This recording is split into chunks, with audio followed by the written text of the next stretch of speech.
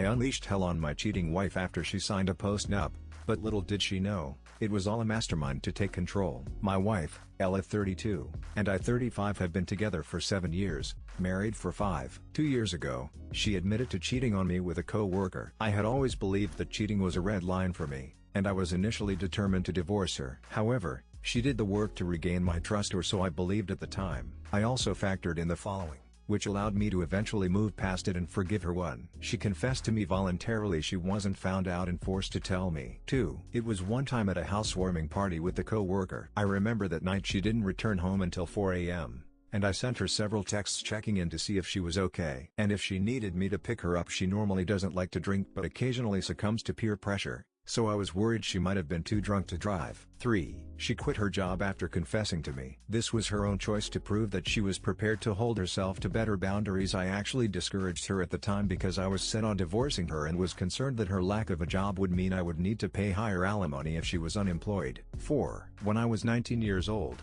I also cheated on my then girlfriend, not Ella, via drunken kiss. Obviously, it wasn't as bad as what Ella did, which was full-on intercourse, but part of me felt like a hypocrite for not being able to forgive Ella because my college girlfriend had forgiven me. Given the above and the fact that Ella genuinely seemed remorseful, everything else in our relationship was great, and she was the most compatible person I had ever dated personality-wise, I decided to forgive Ella and not divorce her on the condition that she signed a post-nup. She enthusiastically agreed. The post-nup isn't overly harsh, in my opinion. Aside from affirming that our premarital assets won't go into the settlement in the event of a divorce, it also included an infidelity clause with the penalty of the cheater forfeiting our jointly owned home, the car, and alimony in the event of a divorce. The balance would also be split 60-40 in favor of the cheated spouse rather than 50-50. We both had independent legal advice when this was drafted and signed. Fast forward to last month when I was contacted on Facebook by Alice, the wife of my wife's affair partner. She had tracked me down by going through Ella's social media. She told me that she had caught her husband,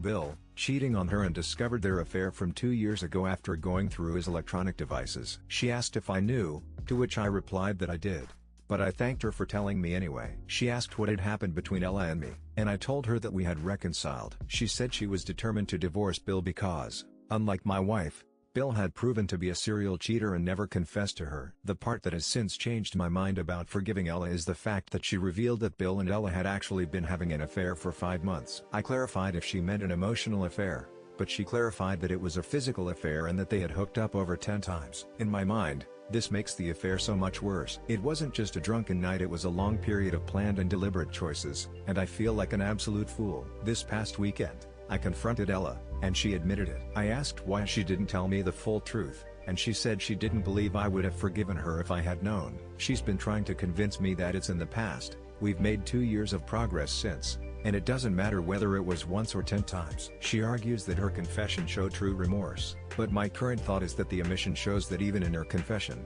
her main concern was protecting herself rather than respecting me as a spouse by giving me the agency to make a fully informed choice, not that different from never telling me in the first place. I am now strongly considering divorce again and relying on the prenup for a more favorable divorce settlement. Am I the asshole?